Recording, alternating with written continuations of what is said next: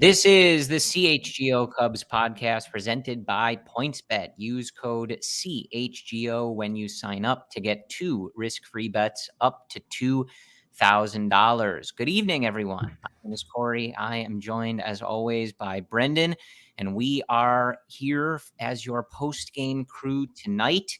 Cody Del Mendo was in the bleachers tonight. The vibes were immaculate, and he brought home a massive... He did. He did his job, Corey. 15-7. I know. In bullpen, it was a little more lopsided before the end of the game there, but we probably won't touch on that too much.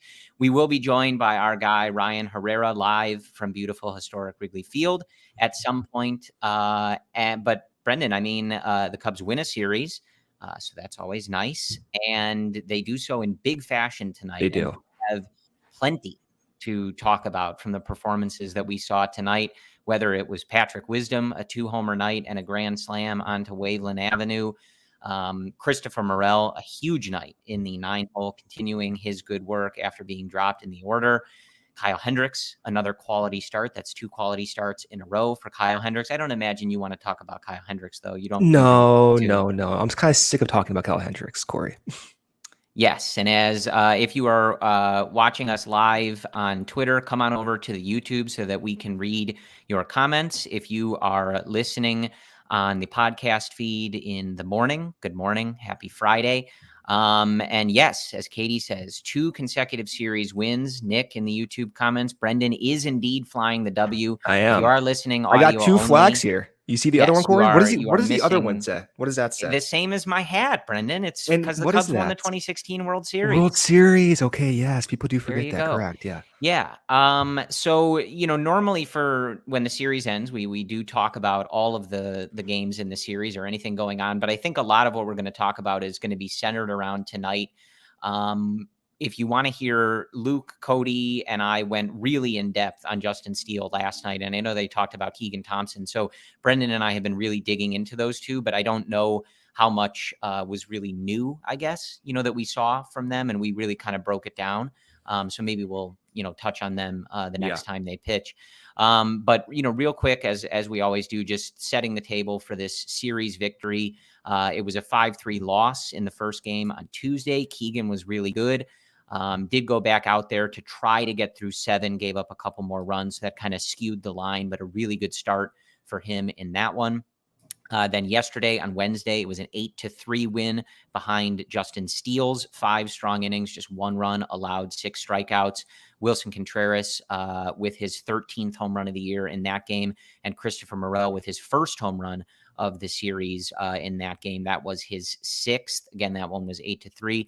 And then tonight, Brendan, the game we're really going to break down on this episode of the CHGO Cubs podcast, 15-7 behind Kyle Hendricks' 4th win of the season. He goes 6 hits, 2 earned runs, just 1 walk, and 7 strikeouts. So a really, really solid game for Kyle Hendricks. So we're definitely going to break that down. And boy, normally when we do these, I always say, and the Cubs got their runs in this one. It's, we'd be here for like an hour, I think, if we I'm okay with that. We don't do it that often. Yeah, it is rare that there are so many runs. The first run came across on a fielding error by Brandon Drury, hit by Patrick Wisdom. In the second, Rafael Ortega with a sac fly, and then Patrick Wisdom hit his 15th home run of the year. It was a grand slam. And I can assure you, I was not listening to the radio, Brendan, but I guarantee you that Pat Hughes demanded, insisted upon a tape measure as that ball the tape measure was long flying gone, onto Waveland. That made it 6-0. Christopher Morel had an RBI single that made it 7-0. Joey Votto contributed a couple of runs for the Reds. Then in the 6th, Patrick Wisdom's second of the game, his 16th of the year. This one more of the line drive out in a hurry variety. Yan Gomes with a double that made it 9-2. In the 7th, it is Narciso Crook, who we will talk about. He's called up today as Jason Hayward hits the IL with an RBI double to start, his first major league hit. That's very exciting. Bottom of the 8th, it was PJ Higgins with his 3rd homer of the year, Christopher Morel with his 7th home run of the year, and then Nelson Velasquez doubling to bring in number 15. A mouthful, Brendan. That's a lot of runs. It feels good, Corey. I mean, the power was out. Wisdom, Morel, 5 hits. Crook looked good as well. So again, you kind of like when I came on this show, you're like, oh, you have 2 flags behind you. I'm like, yeah, I'm feeling good. I want to savor the victories as Cody always, W. Yeah, as Cody always says, it's nice to win one, right? It is nice to win one. I got my 2 flags up today. And yes, friend of the podcast, Jeff Everson, in our comments here. Got to smash that like button, folks. We appreciate it if you are on YouTube. If you hit that like button, it helps the CHGO YouTube channel reach more Chicago sports fans. So if you can take a second to do that, we would appreciate it. A lot of comments. We appreciate all of you being here. Brendan, I do let's start with some of the stuff that didn't happen in tonight's game. Okay. And it's because it's exciting. Seiya Suzuki heads to Iowa. He begins his rehab stint, and he goes 2 for 3 with a home run. Brendan, he does. It was good to see Seiya playing baseball again. All the reports after the game are that the finger's feeling good. He's feeling good after going on that rehab. He had an RBI single in this game, and both of his 2 hits, Brendan, are to the opposite field. The single was sort of a sinking liner falling in front of the right fielder, and then he hit a long opposite field home run. So that's just good news. I miss watching Seiya play, and you always want these guys to be healthy, but watching him hit a homer is really great. I mean, I think he's ready. Like, I think he was probably ready just after that home run. Just bring him up, get him to Wrigley Field as fast as possible. But before he was injured, we saw some of the adjustments he was going through, and he has a strikeout rate of 30%. That's pretty high, but his contact rate is league average, whereas the league average strikeout rate is around 22, 23%, give or take what you're looking at. So he was looking at a lot of pitches and going through that type of feeling out phase with major league pitchers. So you want to see Seiya continue to get those at bats. That way you can go through that process a little bit faster. And for him, it's just about playing time. So it's good to see him getting healthy. I want to see him get back here as fast as possible and start taking those at bats. Yeah, and so as I noted, Jason Hayward does hit the injured list with that knee. David Ross saying that that was not really progressing well, based on our YouTube comments. Doesn't seem like you guys are going to miss him. So we'll leave it at that. Narciso Crook does come up, obviously gets in the game tonight, hit a couple balls really hard. Yeah, man. One of them does get in for the double to bring in a run. So that's nice to see. This is one of those guys, we talk about Seiya, and when he comes back, this picture is going to get really crowded and kind of interesting to see what the Cubs do there. But Crook is one of those guys who he had 9 home runs. So this year at AAA, an OPS over 850 on the year, like had earned the shot, right? And For sure. I know you were talking to me before the game. He had kind of an interesting career trajectory. He was originally drafted by these Reds. He was. But you see him in the lineup tonight. You see Nelson Velasquez get in there late in the game. This is what we've been asking for, right? We want to see these guys. You never know what they're going to turn into, but a nice moment where a guy, gets into a major league game, hits those career milestones. These are fun. Yes. These are nice things to see. Yeah, I want to see more of it. I mean, to have a night where you have Morel going 5 for 5, Nico had 3 base hits, Nelson Velasquez, Crook. So getting these, and Wisdom, like seeing all these guys who could, in theory, be here for multiple years, get those chances or those opportunities, it makes it fun. And it's not, we've talked about Hayward and other guys exhaustively at this point, but right now, given where we are, you want to see these opportunities. You want to see if the Cubs can find another Morel that kind of is breaking your projections, and we'll see what happens with Nelson Velasquez getting more opportunities, and now Crook getting more opportunities, and maybe Frazier at some point here in the future gets another opportunity. His name is Jackson Frazier, by the way, now. I don't know if you saw Jackson, that. So Jackson Frazier.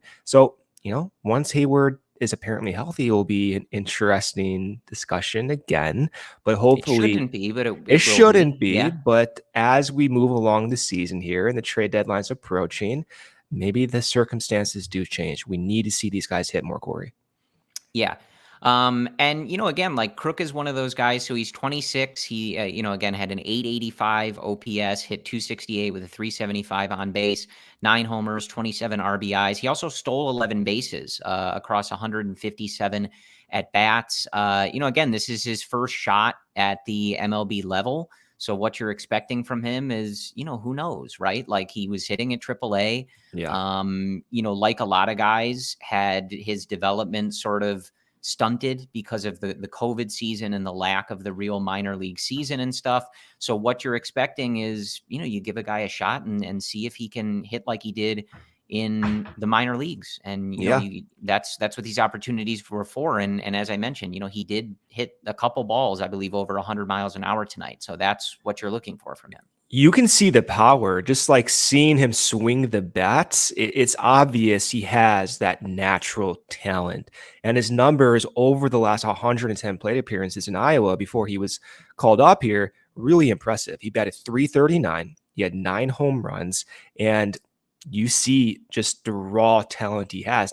Absent of the numbers, I want to see more of that. And to your point, the COVID season and the stunted development and the injuries, that makes predicting him very difficult, but at the same time, it also makes predicting him to be an irrelevant player also difficult. That's why we need to see him get more chances, right? That's why it's so important. Well, this is what you want to see in a year like this. This is also good. I think this has a ripple effect, hopefully, and why, when Nelson Velasquez has come up and not started, we get kind of squirrely about it because I think there's a ripple effect to other guys in the minor league organization that they see a guy like Crook have success. He's putting up good numbers and he gets an opportunity. Yeah, for sure. Do they have him in their long-term plans? Probably not. Who knows, right? But this is what this year should be if they're not going to be competing at the highest level. But I do want to let's get to Christopher Morel because this was a whale of a night. It was from our guy Christopher Morel. You and I talked about patience and just letting him work through those struggles and not overreacting to it. Cody, I know the night before they did it was on that same page and look, if you want to do anything, move him down, take the pressure off. That's what they did. Just let him work through it. They did, and he is 7 for 9 since moving down there. It's a lot of base hits in the 2 games on Wednesday and Thursday, and the only strikeout in those 2 games was on a swing directly after he had fouled a ball into his own crotch. Yeah. So I don't count that. That doesn't count. So no, it does not count. In 2 games in the 9 hole, after that K rate was skyrocketing, he has not struck out. That one doesn't count. 5 for 5 on Thursday night, Brendan, with a home run, his 7th of the year. And I've got a couple of just like extraordinary statistics. I love those for you on Christopher Morel's night on Thursday. Okay. From Jordan Bastian at MLB.com. He is the first Cubs player with a 5-hit game since Chris Bryant in August of 2016. Good year for the Cubs. That was a good year for the Cubs. It was. And Chris Bryant. It was, yeah. He is also the youngest Cub with a 5-hit game since Ken Hubbs in 1962. So that's something. And then coming from NBC's Christopher Komka, Christopher Morel's 5-hit game is the first by a Cubs player out of the 9 spot since pitcher Vic Aldridge in 1922. This was a special night for a young kid. But I feel as if John Lester had more chances to bat in 9 spot. Like, I don't know. I feel as if he could have done that. Here. Yeah. Yeah. But Morel looked. Tell me. Yeah, Morel looked awesome. One of the issues we talked about with him struggling in the past few episodes was that the chase rate was a little bit elevated, the contact rate was a little bit depressed, but not to degrees that signaled extreme worry. And with him being so young and his previous ability to have adapted to get to this point, to have been the leadoff hitter for, what was it, like 6-7 weeks, A lot, yeah. is beyond impressive. To earn Ross's trust to do that. So because he was able to adapt so well in the past year, 2 years, and just the quality of at bats and the takes I've seen from him, even during some of those struggles, like, to me, suggested, be patient. And currently, just right away, moving down in the 9th spot, you're seeing the results already pop up. He is so, it seems to be like he's so mature, Corey, like as a 22 now, going to be 23. Like I feel like I need to be. His birthday was a couple weeks ago. There you go. I knew. I thought that was the case. Yeah. But like I'm inspired. Like, I need to be as mature as Christopher Morel, the way he goes about his business. So it's awesome, Corey. Yeah. And, we talked a little bit about this last night, Luke, Cody, and I, when he made that, spectacular throw to home plate for the double play, teaming with Wilson Contreras there. You also saw tonight. I think it was, again, Jordan Bastian who mentioned this, but on one of the plays you saw, he has, I think he's in the 92nd percentile for sprint speed. It's not shocking if you watch the games that he's very fast, right? You can tell that, but it's one of those things where you're kind of reminded that, like, this guy has a lot of tools. Like, he is not just one particular thing. And even as he was struggling, he's still bringing it on defense, and can also play multiple positions, right? Center field isn't even his best position. Right. So he is a really talented guy. And that's why we were hoping they would, find a way to just let him make these adjustments. And that's a credit. We question David Ross. A lot of us maybe rip David Ross at times, but this was a really smart move and a well-reasoned process by David Ross to say, you know what, let's take the pressure off. Rafael Ortega has done a really good job for us in the leadoff spot, especially against right-handed pitching. Let's move him down. We'll take the pressure off because he brings so much to the game. Like, we got to let him figure this out against Major League Pitching. And Brendan, he's at 185 plate appearances. This is a pretty significant sample. And his line, Christopher Morel, after the 5-for-5 game tonight, 283 average, 342 on base with a 494 slugging. That's good for a 130 WRC plus. Crazy. The Cubs have a 23-year-old who can play center, third, short, second. I'm sure he could catch. I'm sure he could pitch with how hard he throws the ball. Absolutely. He's got a rocket of an arm. He's one of the fastest guys in the league. The nicest guys in the league, too. He's fist bumping umpires. He's got a great smile, 80-grade smile. Great smile. Yeah. And he's hitting better than 30%. He's hitting 30% better than a league average hitter. Big deal. Big deal. Got to see more of it. Once Seiya does come back and he's in right field, depends what they do with Ortega, because he's been doing well as in addition. Like, I'm curious to see what he looks like in the infield for also an extended period of time. He is a natural third baseman, but he can play second base. Nico is the starting shortstop for the Chicago Cubs. That's not going to change anytime soon. So him being at second base, presumably with Bodie maybe having some time off from that shoulder, that's also going to be interesting to watch. We can learn more about his defensive utility as the season progresses here, and as the outfielders start getting more chances, including, Ortega and Crook and Velasquez and maybe Frazier and all those guys. Yeah, that's I'm glad you brought that up. I did want to mention that David Bodie did leave the game. He tried to stay in there after he collided with Nico. And, he did look to be favoring that. It's that same shoulder that he had injured before. Very unlucky. Just a bummer. Yeah. I mean, glad, obviously Bodie had to leave the game, but glad neither of them were seriously injured, at least that it seemed, because those collisions are scary. But I almost had a heart attack. Honestly, I thought I was going to die. Yes. Yeah. I screamed at my TV. I hope that David Bodie is okay, but I do also want to add, I really need people to stop running into Nico Hoerner. Players, umpires, I'm done with it. Stop. I'm Please done stop with doing it. that. Yeah. Anyway, Bodie just seems snake bitten, man. I mean, sometimes this is just, you work all that way to get back. He dealt with the dizziness stuff. It's just a real bummer, that he's barely been back for a week. and he's now going to deal with this same shoulder. That's a real bummer, and hopefully it's not something that keeps him out. To your point, though, I do wonder, you're going to have a crowded outfield. I do wonder if, I think Madrigal is hitting or working his way back. I do wonder if you see Morel move to second for some of this time once Seiya comes back, just so that you don't have to make some harder decisions in the outfield if you don't want to.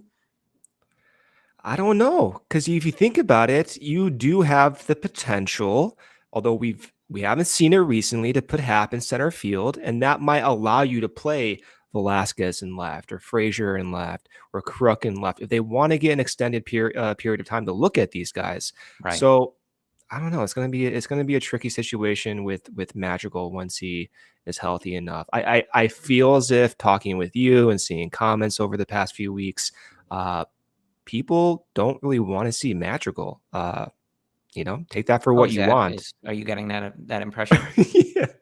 I'm being very kind here, but let me read these ads here from our great sponsors. First one is PointsBet. The best way to support CHGO is to download the PointsBet app and use code CHGO when you sign up. If you do that right now, you'll get 2 risk-free bets up to $2,000, but that's not it. If you make a $50 or more first-time deposit, you will receive a free CHGO membership, which unlocks all of our web content, and you'll even get a free shirt of your choice from the CHGO locker. That's $2,000 in free bets and a free CHGO membership, as well as that free t-shirt from the CHGO locker, all for making more than a $50 first-time deposit at PointsBet. If you have any questions, you can email pointsbet@allchgo.com and we'll help you out. Your home for live in-play betting just got even better. See an edge in the game you're watching. Is your favorite team prime for a comeback? Don't just watch the game, bet along with it live.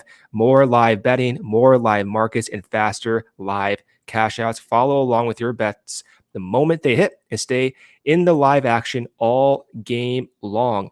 Download the PointsBet app right now and use promo code CHGO. So what are you waiting for? It's time to elevate your live betting game once the game starts. Don't just bet, live your bet life with PointsBet. If you or someone you know has a gambling problem and wants to help, call 1-800-GAMBLER and crisis counseling and referral services. Our next partner has a product I use literally every day. I started taking AG1 because I wanted to kickstart my day with complete nutrition, and I'm not a big breakfast guy. That's where Athletic Green comes in for me. Now, I've been on it for about a month, and I love it. It doesn't taste like it's super healthy. It has kind of like a mild tropical taste that I actually look forward to in the morning. So what's actually in this stuff is just 1 scoop of AG1, and you're absorbing 75 high quality vitamins, minerals, whole food source superfoods, probiotics, and adaptogens to help you start your day right.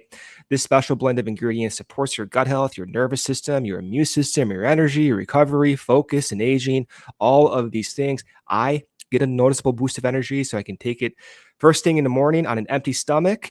And, I took it this morning. I have energy talking to you. Sometimes, Corey, it's hard to talk with you, and AG1 allows me to talk with you without getting upset. It's lifestyle friendly, whether you're keto, paleo, vegan, gluten-free, or dairy-free, you're all good with AG1. You're investing in all-in-one nutritional insurance for less than $3 a day. It's recommended by professional athletes and has more than 7,000 5-star reviews. Right now, it's time to reclaim your health and arm your immune system with a convenient daily nutrition. It's just 1 scoop in a cup of water every day. That's it. No need for a million different pills and supplements to look out for your health.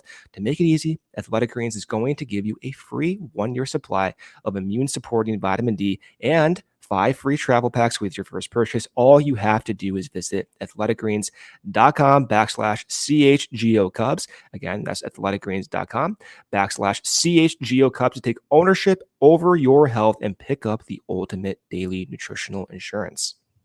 All right, Brendan. So I do want to mention, as we come out of that ad break there, 2 for 5 night with 2 runs scored and a walk for Wilson Contreras. His OPS now 917 on the season. And aside from the obvious, I do just want to mention that he made it into, the final round of the All-Star voting. So I think it's him and Go Travis vote. Arnaud against on the Braves. So he's in that final round, which resumes on July 5th. So starting July 5th, we will all need to put in work to ensure that Wilson Contreras is the starting catcher for the National League. We saw it, the first time he was an all-star. He deserves it. It means the world to him. And we need it to happen. His brother is also in contention to get in there, and that's just a dream of his. So put it on your calendar, set an alarm, whatever you got to do. You got to vote for Wilson Contreras. Vote for Wilson Contreras. And Corey, just his numbers this year, I got to highlight this because it's by far his best career by a large margin. Batting 283, his WOBA is 400, dude. This is a catcher. His WOBA is 400. His contact rate has spiked almost 6 percentage points. It's 73%, the highest of his career. His striker rate is 20%. This is exceeding my expectations. He is not catching as many innings because you have Yan Gomes, and that's what we wanted for years, to have a quality backup catcher to protect those legs. So, the discussion, we're seeing it in the comments here, extend Wilson Contreras, is getting almost obvious, like at this point. Now, in years past, we've discussed, catchers are aging, but with the DH and his ability to now be slotted in that DH role, it changes the discussion. Which is something, we saw it again on Thursday night, something the Cubs understand, and they do. We've talked about, the effect of Yan Gomes and stuff like that. Look, we've debated this a lot. There's a lot to debate. Even some of the comments are, a lot of you are extend Wilson. We have to keep him. I see one, about talking about a catcher over 30. There's a lot to consider, right? And those are all fair consideration points. It's all fair. I do still land in that same place, that I just don't see what the plan is at that position if you plan on competing anywhere in the near future. And I know the response to that from some is maybe they don't, but this team has a lot of talent that we're seeing despite their record. And I see no reason that this needs to be a multi-year process. Maybe getting back to being a top of the league juggernaut type thing, sure. But competitive in this division, this should not be a 3 to 4 year process. That's crazy. Yeah. And, we always talk about their the franchise value and the market that they're in. It should never be that way. But I'm just looking even at the roster. So I just don't see how you proceed without him. You don't have a catcher immediately available in your system. They're very difficult to come by that hit like this. And I'm looking at the system they have right now. This Yan Gomes Wilson situation is fantastic. I love it. Just keep it going. Just keep it rolling. Yeah, and Yan is signed for a few more years too, Corey. So this, in theory, you can just keep going. You also really start to see it. You saw it on the throw with Morel last night. The way he reacts to that, his quotes after the game. He got his 600th hit. He wants to get his 1,000th with the Cubs. He talks about this all the time, that he wants to be a Chicago Cub with such passion. I don't know, guys. Like, at some point, you hear that from so many people. If you don't keep any of them, it just rubs me the wrong way. I get, I'm sure, Jed, there's a contract that's too much for a catcher that's over 30 or whatever. I get it, right? I understand it all, but I've gotten to the point, Brendan, over time where I'm very firmly in I don't really care about that and how a contract or anything like that. They should spend the money and they should keep the guy, because he wears it all on his sleeve. He's having the best season of his career after you finally got him a quality backup. Just extend the man and let's move forward and try to win some games. To be fair with you, going into the year, I was skeptical that the amount of money he wanted was worth the investment. Sure. As we saw in the comments, he's going to be over 30 years old. Catchers don't age well. Wilson's had a history of hamstring injuries. My thing was, however, if he does protect his legs through that DH spot, maybe we see his offense improve and be sustainable. Corey, it's exceeding it quite. Yeah, exactly. So at this point, like, the discussion, I think, is, all right, well, now can his bat age well? just given a regular age curve if he's going to DH this much? And I think the answer is, more likely than not at this point. So it does change the conversation for me. I don't see where you're going to get that value. 400 weighted on base average, substantial improvements. He's maturing. Guys love him, becoming a clubhouse leader. It's worth the investment. It's a slam dunk. Yeah, I think so. And Steven in the YouTube comments makes a point that I've made often, that if you trade away all of the guys who are performing, at a above average clip at the MLB level, then yeah, you do go back to not having that talent on the major league team, and you're sort of forcing this to take longer. So spend the money. It's not our money. If the contract doesn't age well, so what?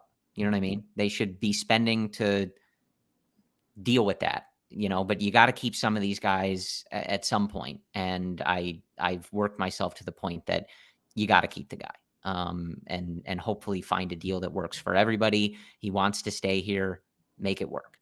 Let's talk about Patrick Wisdom, Brendan. Huge night for Patrick. 3 for 6, 6 RBIs, a grand slam, 2 home runs. He's now got 16 on the year. Overall, hitting just 232 with a 315 on base, but a 475 slug and a 118 WRC plus. So 18% better than a league average hitter. Plays good defense over at third. Just a big night for him. He had been having a rough series prior to tonight's game. So good to see him have a big game here. And he is another one who is pretty interesting as we get to the trade deadline. He is someone who I think would have a lot of value to a competitive team. I wish he had been on the Cubs bench in 2017, 2018, 2019, pick any of those years. I think he would have been a really strong depth player for them. Not a free agent until 2027. And if somebody calls and offers you something, then I would listen. But he just seems like a guy where I think you've found something here going back to last year. The sample is pretty large at this point, that he seems like a guy who, once he was given an opportunity at the major league level, he can stick. That's what we're seeing. He's getting everyday playing time. I think going into this year, there was a discussion about a certain infielder that was signed, maybe platooning.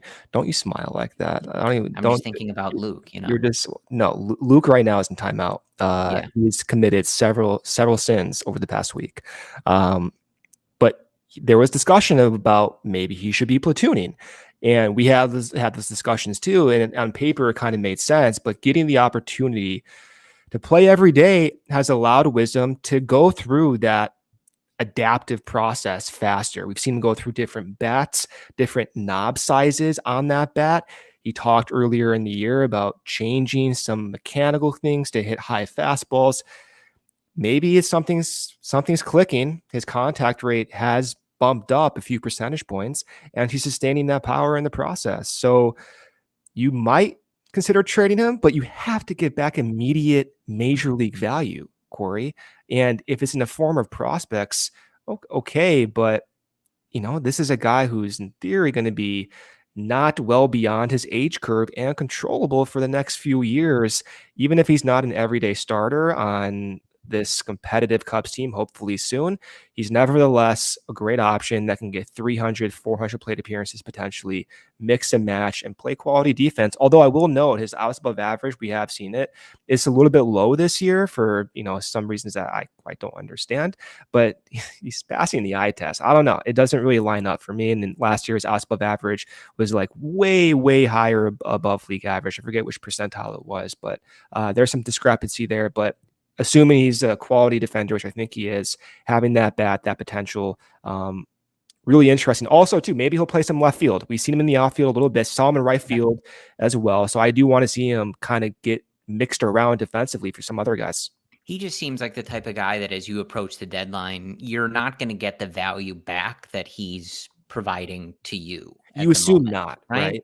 Yeah. Like, I think you get an unexciting prospect. Maybe you put him in a deal with somebody else, but I just think, like, you have a guy that can hit a bunch of home runs and play solid defense, and you have him under control for nothing, right? If you're Yeah. concerned about the cost, it's nothing Yeah. for until 2027. Like I would probably leave that alone and hope that he can be a part of whatever you're doing when you're next competitive. Because as you just pointed out, Brendan, like he can play multiple positions. Like how often you would want him in the outfield, I'm not sure, right? But that has value, and we might see that. We certainly saw it last year in 2021, but you may also see it this year when you are trying to figure out where to put all these young guys to keep them in the lineup and keep them on the team. Patrick is a guy that he can also play first base too. Like you can move him Yeah. around, you know? Exactly. Yeah. I'm seeing a comment here. Like, are they going to trade Ortega? Ortega kind of fits that same, I think it's the same thing. Yeah. yeah, same discussion. Now, if I have to pick, who do I want to keep longer term? Just because you do have the defensive competence by Wisdom and the power potential, I feel as if he is more likely to be on this competitive Cubs team, hopefully in the near future here, especially with the crowded outfield that the Cubs appear to be experimenting with. If someone comes to the Cubs with trade for Ortega, same discussion. If it's for immediate value, then I'm open to it. But if it's for guys in A-ball who maybe are a year, 2, 3 years away, I just don't like that. I want immediate value right now, Corey.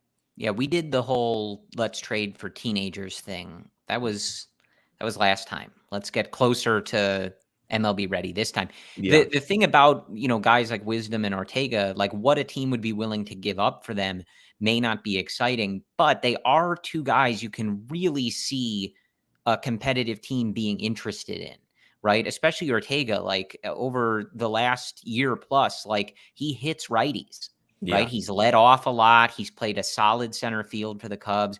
Like that is something, if you're a competitive team and you have trouble hitting right-handed pitching, he's a solid get. Same with Wisdom from the Yes. other side of the plate. Like if you need some pop, if your lineup is contact heavy and you need somebody who can come in and slug, like he's your guy, he's solid on defense. Like, so I do expect teams to call about them. I'm just wondering if, at some point, like having these depth guys who can get, in this case, they're going to get more than this because of the state of the Cubs, but maybe in a competitive team, 300, 400 plate appearances, something like that, that has value. And if you It does. trade those guys, when you are ready to be competitive, you have to find that depth again. And as we often talk about, the Cubs have not done a great job of that over the years when they've had to go out and pay for that depth. They have not done well with that. Depth on quotation marks, Corey. That's what Yeah. they wanted it to be. Don't even Yeah. start. So Yeah. that's kind of how I feel about that. Before we head into the break, we'll talk about, hopefully Ryan is able to join us, but we'll talk about Kyle Hendricks when we come back from our second break. I do just want to point out, I'm sure you want to point this out as well. 3 for 6, 2 runs for Nico Hoerner in the Nico. game on Thursday night. He is now hitting 310 on the season with a 772 OPS. We've certainly talked about his defense. I know you were pointing out the other day that he is the best defensive shortstop in the league. Correct. And By a just, wide margin. this is now just multiple positions that he Yes. rates as an elite defender. And, he is right now exactly the player that you would have dreamed him to be. Right? Yes. Like hitting 313, like this is the type of bat that they were dreaming on, a contact heavy, average guy, but that OPS is near 800 because he's added a little bit of slug, a little bit of oomph to his game. Correct. Just an incredible defender. This is really pleasant. I mean, look at Brendan's face right now. You're glowing, Brendan. You are glowing thinking I'm about blushing Nico Hoerner. over here. I feel so good, Corey, to have Nico, develop here, have that power. The zone contact rate over his hot stretchers, like 99%. I mean, like if you like baseball, if you like defense, if you like the sport, you like Nico Hoerner. Nico Hoerner is baseball, Corey. Yeah, I agree with that. In his 8-game hitting streak now, he is 17 for 31, which is good for a 548 batting average. That seems pretty good. That'll play. That will play. That dog will hunt, let me tell you. That'll work. Yeah, it's really, really exciting to watch him develop. I always go back to something that Luke said in one of our preseason podcasts, and that was how many questions for the Cubs would you have to be able to answer in the affirmative for this season to be a success? So in the, the preseason, you're thinking about all of these different guys that you have, Steele, Thompson, Nico. We didn't know about Morel being this involved at the time, but Morel, Wisdom, Schwindel, et cetera, right? How many of those guys would have to be like a yes in the column? Yeah, They panned out for this season to be a success. I don't know that we all landed on an exact number, and I'm not sure what that number would be. That would depend on how they're going to handle the deadline and how aggressive they'll be in the offseason. But when you look at what we've seen, so in this series against the Reds that we're talking about tonight, you had two really nice starts from homegrown pitchers that are young and can be a part of your pitching staff for years to come. You have a shortstop playing the best defense in the league in the midst of an 8-game hitting streak, right? And an above league average hitter who's just doing it all, right? In Nico Hoerner. We talked about Christopher Morel earlier in the episode, a 23-year-old who's got a 130 WRC plus, rocketing 97-mile-an-hour throws from center field to gun guys down at the plate, to gun Tommy Pham down at the plate. yes. Christopher Morel joining the exclusive company of John Lester of guys who have thrown Tommy Pham out on the bases. Little And good, trivia. yeah, yeah. And good Trivia. 9-spot hitters as well. Just having you out Yes. there. Yeah. So that all adds to, we're turning the clock to July very soon. Are they for sure yeses in the affirmatives? Not yet. No, right? You want to see more. Yeah, But that's 4 guys. Like, that's a pretty significant thing if those are successes continuing exactly. like this by the end of the year. Exactly. And before I do this break here, to kind of tie in that previous discussion, we do need to see them play more. And to your point, are they for sure things? We hope they are, but you have to be a realist, and there's possibility that they may not be, which makes potentially keeping Wisdom and Ortega all the more important. You just keep building upon potential depth pieces. And let's say in the unfortunate, at this point, I think rare scenario where some of those guys don't work out, then you have other options as soon as next year. That might outweigh the value you get back from a trade of Wisdom or Ortega. Yeah. Okay. So another quick break here from Corey, our sponsor, PointsBet. If you enjoy CHGO, and one way to help us continue to grow is to download that PointsBet app right now and use code CHGO when you sign up. Not only are you going to get 2 risk-free bets up to $2,000, but if you make a $50 or more first-time deposit, you will receive a free CHGO membership, which unlocks all of our web content, and you'll even get that free shirt of your choice from the CHGO locker. If you have any questions, you can always email pointsbet@allchgo.com and we'll help you out. And in case you did miss it, online sign up is available in Illinois. You can actually download the PointsBet app right now and register your account from start to finish, all from your phone. You'll be signing up with the fastest sportsbook, easier than ever, so you can start living your bet life in seconds. So what are you waiting for? Once the game starts, don't just bet, live your bet life with PointsBet. Gambling problem? Call 1-800-522-4700. All right. So just one quick note before we talk about Kyle Hendricks. Ian Happ, 3 times on base on Thursday night. A really nice June, a slash line of 327, 417, 531. He had 3 homers, 9 doubles, a triple, and 11 RBIs with 13 walks in 27 games this month. Again, another one. He's getting talked about as someone, what are the Cubs going to do there? He would be an attractive get as a switch hitter for a contending team, but with that extra year of control, very, very valuable. But he is a guy who is putting it together at this level. He had a lot of questions, I think, coming into the year with such a kind of wild 2 halves that he had in 2021, one that was really good and one that was awful. And he has really shown us a lot in this season. So interesting to see what the Cubs do there. But in terms of sort of planting his flag in left field and kind of, Yeah.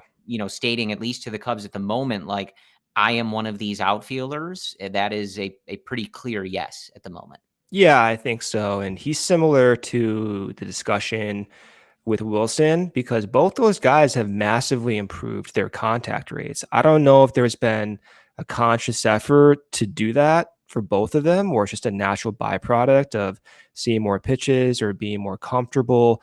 But regardless, those are the numbers. And as we've talked about with the Wilson, maybe not wanting to have extended him in late 2021, the offseason, 2020, even 2 years back here, the same discussions were had about Ian Happ because you did have some of that volatility. You did have some questions about whether he can have sustained success. And given the sample size we've seen now with the plate discipline and the contact rate, and again, just the eye test, when you watch these guys at the dish, they look so comfortable. Ian Happ is peppering the ball the other way for extra base hits in that left field Wrigley gap. They just look different. They look like they're seeing the ball way better. So trade deadline coming up. Will he get traded? Will he not get traded? It's all under the umbrella that this team has a path forward for competitiveness next season. It's right there, Corey. They have so much payroll flexibility. They do have controllable talent that can be supplemented with big time players in the form of big time free agents, both at the pitching level and at the positional level. They can do it. It's just a matter of, are they willing to accept some of the risk to do that? And this trade deadline may inform you what that is. And if they ultimately go out and they do trade Wilson and Ian Happ, God help us all. Honestly, God help us all, because that is a terrible sign. And that rebuild that they would not call it a rebuild is no doubt for sure. a torn down development franchise. You're building a whole new thing. It's not even a rebuild. It's a new organization, Corey. So that can't happen. Simple as that. Yeah, I mean, I just don't think that this team is as far off as some would suggest and as their record suggests. And I'm not here to blame the injuries and things like that. It certainly hasn't helped. But there is a lot of talent. There's a lot of good on this team. And as you said, Brendan, it will take significant additions. It will take maneuvering and taking some risks to extend guys and things like that. But the sort of rebuild, right, that has been suggested and that would be certainly hinted at or confirmed if you move some of these guys, I don't think it's necessary. You've already replenished the farm. The farm is going to be one of the best in the league when they finish this year and they do all these rankings again. And the Brennan Davis thing is a huge bummer, obviously, for many, many reasons. But I just don't see the need for that. So every season is sacred. When you have some of these guys doing this, when you're seeing Christopher Morel, when you're seeing Ian Happ doing this, when you're seeing Wilson have the best season of his career, like, you do have to make some decisions. You have to be cognizant of the money and all of this stuff, right? We can't all sit here and complain about Jason Hayward's contract and then just start doling out all these contracts. They should spend the money. They have the money, but they give Jet a budget. So we do have to be smart about it, whether we like it or not. But supplement this roster, right? Supplement this roster so that you can compete in 2023 in a bad division. And then those waves of young guys come up and then you're a juggernaut. That's how it should work. Not tearing it all down to its base again, right? Yeah. It's not necessary. But anyway, we could go off the rails. Story for GM. I can see the campaign already. Hey, I tried, right? I tried to do that before. Listen, midnight. The Yankees had Masahiro Tanaka for a long time. I take a lot of credit for that. All right. I was scouting those NPB games. That was all me. No, well, I was so depressed when it happened for the Cubs. So you caused me a lot of pain. Sorry. Yeah. Hey, I was getting paid. But I want to talk about Kyle Hendricks, and we do have our guy, Ryan Herrera, live from beautiful historic Wrigley Field. If he can get his mic working, we are checking on his mic. So hopefully we can get him in here, but I'll set the table with Kyle Hendricks. And then if Ryan's able to join, he can hop into that conversation with us. Another quality start, Brendan. So that's 2 in a row, 6 innings, 6 hits, 2 earned, 1 walk, and 7 strikeouts. And, again, what we saw on Thursday was what we've been looking for from Kyle. And we talked with Ryan last Friday after that Cardinals series. that, this was, we can see it still in there, right? Vintage Kyle and his ability to be successful, limiting the walks, high strikeout total, able to go 6+ and keep the runs low. And it's just about finding that consistency. And it appears that, he's on a nice little run here. Yes. Yeah. I mean, Kyle looked great. I'm excited to get Ryan on here to get his perspective. He was at the ballpark, as you said. And look at that. Look at that segue. There I he is. see Ryan. He's wearing a Hawaiian shirt. Look at him. This is a yeah. perfect segue. How you doing, Ryan? Good. You guys hear me? Yeah, Yep. we hear you perfectly. Good? Yeah. Let's perfect. go. All right. We were just setting the table on another quality start from Kyle Hendricks. Yeah. What'd you see, Ryan? Yeah, another quality start. I mean, he, Ross kind of mentioned the sinker early on. Fastball command was mostly there. Kyle said he still had a couple bad pitches. That home run. I forgot what was it, Votto? Yeah, Yep. Votto.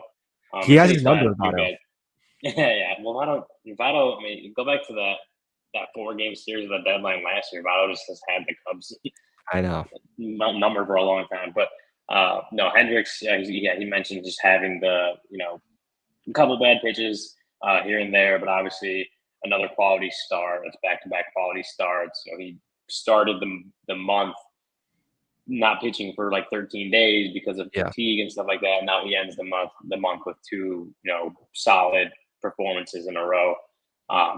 He says he's not completely there, and I think we can all agree that he's not back to Kyle Hendricks level from 2 years ago, from 2016, whatever you want to say. Will he ever get there? We don't know, but at least these are 2 that he knows he can build off of and kind of helps build his confidence back a little bit. So when he goes forward, these are stepping stones, I would say, just to kind of getting as close to that level as he can. Maybe he can't get to Cy Young caliber level anymore, but there's a point where he can get numbers that suggest he's feeling at his best. Yeah, I mean, I do want to tease this because you've been working very hard on this story. You've been talking with Kyle a lot here recently, and talked with Daniel Moskowitz, and we've been working on this story. It's exciting. I think it gives insight on Kyle's thinking process.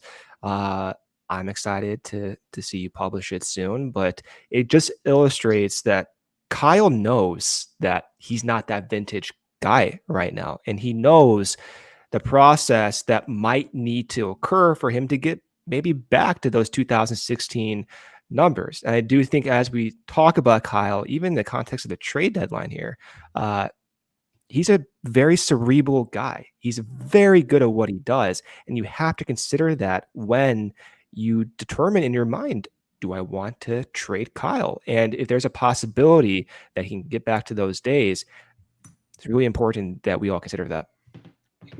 Yeah, I mean, you teased it, and Kyle, I guess just teasing it a little more, giving a little more insight into what we've been working on, Brendan. Talking to Kyle, and he knows that he has to evolve as the game evolves. The game is different.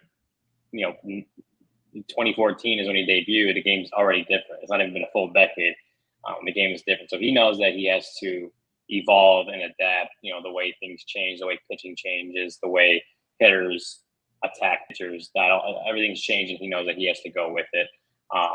You mentioned the possibility of being traded, and he addressed that post game tonight. Just in the fact that he understands that it's a possibility. That he's not like blind or naive to the fact that could happen. But he said he's committed to working with the young guys, watching the young guys succeed. Enjoying the time he has here, whether that time ends at the trade deadline this year, at the trade deadline next year, at the end of his contract. Just enjoying being here, being in the moment, living in the moment, that kind of stuff. Which is, I don't really expect anything different from Kyle for him to say anything different. But I mean, that's as far as the trade deadline and how that can affect him.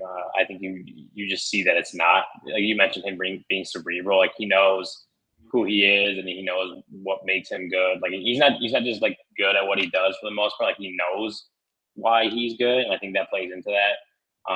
But he also knows that the situation and just being present in what he's doing.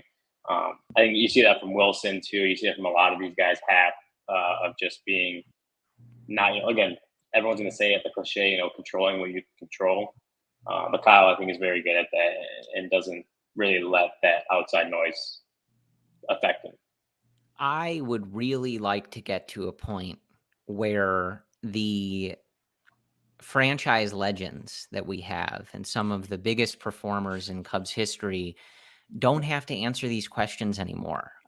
This is like 3 years of this, because it kind of started in 2020, right? When some of those guys were on their at the end of those contracts, and it carried into next year, and we're doing it again.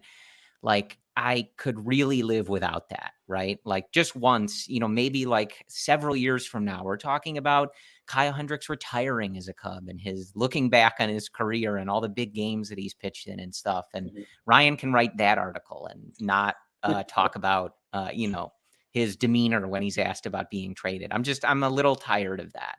I'm sure they are too. Yeah, well, they are. I think we're even kind of tired of asking about it.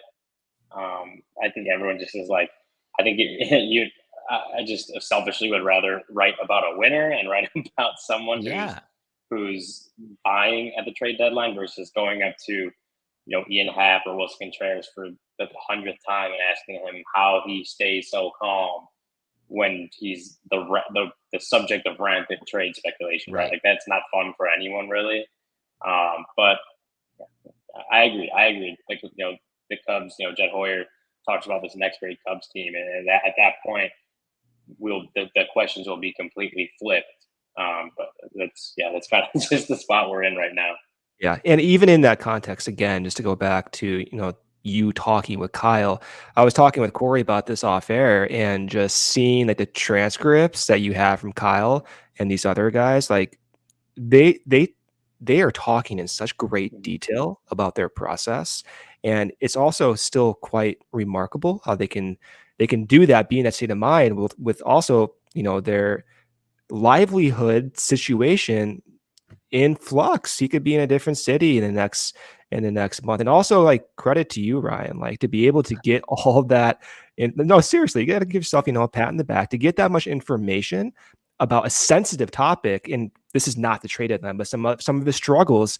Like, I think for me, if I were to ask those questions, I would not ask it like that, and I'd probably be kicked out and fired from the press box. So the fact that you've gotten so much information that I'm reading the transcript, I'm like smiling. I'm like texting Corey at 3 a.m. He's like, "Oh, like, I can't believe Brennan is doing this again." I'm excited. So, like, I just want to give credit for you. We don't call him our guy, Ryan Herrera, for nothing, Ryan, I'm curious. We're getting toward the hour here, so we do want to preview this Red Sox series coming up real quick. But did David Ross, since I know he talked about, Christopher Morel being that same guy and bringing that same energy even while he was going through that slump, has he talked at all over the last couple nights about the success that he's having in the 9 spot? I know Ross doesn't seem like the type of guy to pat himself on the back. It's only 2 games, but obviously that quick change has led to some pretty immediate better results for Christopher Morel. Yeah, and it's just kind of funny because Ross, was kind of asked, like, are you going to take any credit for Morel's turnaround, moving him down? He's like pretty much like when he starts doing that for us to call him out, like that's what he wants. But no, I mean, yeah, he's not going to pat himself on the back, but I know he talked about yesterday the move to the 9-hole, kind of just with the slump that Morel had been on. And he was getting a hit basically every day, every game. So he still had a little bit in there, but just giving him, putting him down, maybe even taking an at-bat away, maybe just, giving him more opportunities to just be down the 9-hole, like not leading off, not too much pressure, finding that timing that had been working so well for the first like 3.5 weeks. And that hadn't been, obviously the timing hadn't really been there the last 3 weeks, something like that. Whatever the timing of this kind of stuff. I think it's like been like 23 or so games where that strikeout rate has been really high. And that was one of the things, is just, give him a spot where the pressure's a little off. I mean, obviously that 9-hole, a lot of managers like to say it's kind of like a second leadoff spot nowadays, but it is, being lower in the order, a little less pressure, but also just an opportunity to get that timing back, and see the pitcher, see how he's pitching everyone else. Obviously helps too. Eight hitters ahead of him gives him a big chunk of like, hey, this is what the pitcher's doing right now. Just and then you see 5 for 5 today. 3 singles, a home run, and a double. Like that, if the timing, and again, like you said, Corey, it's 2 games, but like the timing was there today. The timing was there for Chris Morel. He hit that home run yesterday too. Whether this is like, oh, maybe Chris Morel needs to be in the 9 hole, maybe whether that's his spot or whether this is just kind of him building back up that confidence, and then Ross goes back to throwing him leadoff, which he did like him at for a long time there. I think this is just 2 really good games, and Ross acknowledges it. Everyone else acknowledges it. Like Ross kind of said the other day too, or it might have actually been earlier today while I've been here for a while, that the small sample police, you kind of do this because it's hard to trust small samples. So even with Morel's 2 games, small sample, but seeing him have more success the last couple of days is obviously a huge positive. And it's just about the things that he's been doing right, just continuing to do those and fixing and working on those other things that weren't working so well as he moves forward and tries to bust out of this that little stretch he'd been in for a couple weeks. Yeah, absolutely. Just a quick one, Ryan. Like we saw Seiya go 2 for 3 tonight in Iowa. Have they talked at all, like how long they want him down there? He said he felt good. Is that kind of a get him a couple games? We want that to be quick, or do they have kind of a specific timeline in mind? Yeah, haven't really talked. I haven't really given a timeline. Obviously he's been out for a while, so not even just being in the swing, but game shape and kind of that, conditioning, all that kind of stuff. I imagine, Ross says that they're going to look at or kind of listen to Seiya and don't want to put a firm timetable on it because they want to get the kind of feedback from the coaches down there and from Seiya and from the trainers.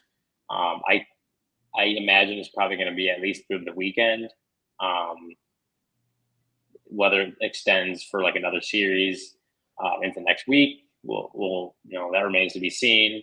Whether he meets them in Milwaukee, or I don't remember what the weekend series is after that. That could be an option. No firm timetable on it, but I think just he's missed over a month now. Definitely want to take it easy, but also make sure he's getting that at bats and the confidence and all that good stuff. Gotcha. All right. Well, that sounds good. So we will let you hop off and get home, and Brendan's just going to hit us with the probables. Will you be back at beautiful historic Wrigley Field to cover 2 historic teams this weekend? Yeah. Yes, I will be back tomorrow and Saturday. So quick turnaround. Everyone talks about the players needing, having that quick turnaround from night game to a day game. Hey, beat writers too, man. We grind doesn't stop. Yeah, I'll be here Friday, Saturday. The workers, etc. Yeah. So as always, thank you, Ryan. You can look for Ryan's work with some good stuff coming on Kyle Hendricks soon, of course, at allchgo.com. Talk to you soon, Ryan. See you, Ryan. All right, Corey, let's preview this upcoming Red Sox against the Red Sox, as you said. So this will be a quick preview. First game, Friday, your traditional 1:20 p.m. start time. Rich Hill, former Cub, pitching for the Red Sox. This season, he is 4-4 with a 4.09 ERA. Adrian Sampson back on the mound for the Cubs, getting another shot in the rotation. He has no decision this year, but he does have a nice 1.69 ERA. On Saturday, we have Josh Winkowski pitching for the Red Sox. He's 3-1 with a 3.6 ERA. Alec Mills also getting a shot in the rotation here. Numbers on the season for him do not look good as I read this off my screen. He's 0-1 with a 9.87 ERA. On Sunday, another afternoon start time, 1:20 p.m. Red Sox have not announced a starter that game. So be tuned in for that. Keegan Thompson is pitching for the Cubs that day. He's 7-3 with a 3.34 ERA. That'll be fun. And then Saturday, I didn't say it, that's a night game, 6:15 p.m. Central. And the Red Sox are fun. It's always fun when you have like a traditional historical team come to Wrigley Field. This season they're doing well. They're 43-33 in a playoff contentious spot. Fortunately, the Cubs can't match that, but it still will be fun to see that history on display, Corey. Yeah, it is a shame that these two teams are not both good at this exact moment. I had I went to Fenway when the Cubs were there in 2017. Chris Bryant hit that home run. That was very cool. Yeah.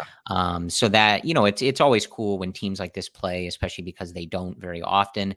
Boston's in an interesting spot because they've turned their season around a bit, but they are, unfortunately for them, in a division with the Yankees, who are just sort of blowing past everybody. So that's kind of the state of things for them. Saturday nights at Wrigley Field. Love those vibes. I love when they sneak those weekend night games in, not Sundays. Sundays don't count, but occasionally you get like a, say that again. Go to the game on Saturday. I am not. I actually have a rather busy summer weekend, 4th of July weekend here in Chicago. I'm seeing My Morning Jacket on Saturday. Nice. Sunday podcast talking about his plans. Yes. Well, our guy at CHGO, Kevin, will appreciate that mention. He's a big MMJ guy, celebrating my friend Joe's birthday on Sunday. So I am not going to be able to take in this historic series. But if you have the opportunity, Saturday nights or Friday nights at Wrigley Field are really cool, very special, because it's just not something that they do very often. As far as what we're looking for, I'm paying attention to Keegan Thompson. Want to see Christopher Morel continue this hot stretch. And I just am always dialed into what Keegan is doing, how he's doing it. And, you've got some big hitters in this Boston lineup. So this should be a nice challenge for someone like Keegan, and see what he can do with that slider there. As always, tomorrow, Luke and Cody will have you for pre and post game to start this Red Sox series. Brendan and I will be back with you after the game on Sunday to record just the podcast. So that'll drop late Sunday night, early Monday morning. And as we mentioned, make sure you are signed up as a member to access all of our guy Ryan Herrera's content over at allchgo.com. Again, him and Brendan teaming up on some really good stuff for Kyle Hendricks. When Brendan says that he was texting me at 3 a.m, giddy about the quotes and conversation that Ryan was having with Kyle Hendricks and pitch design coach Daniel Moscos, he wasn't kidding. These are real text messages that I received as I'm trying to go to sleep. Yeah, you just left me on. So, yeah. As you usually do. That's okay. It's a different conversation. Well, yeah, I got to leave you wanting more. But be sure to sign up at allchgo.com. Thank you to everyone who joined us on YouTube live. Thank you also if you're listening on the podcast feed. Thank you for your support of everything going on at CHGO and the CHGO Cubs podcast. Thank you to our wonderful producer, Joey, for staying up late with us tonight. We will talk to you again on Sunday, Luke and Cody on Friday ahead of the Boston series. Thanks again. We will talk to you soon. And as always, go Cubs.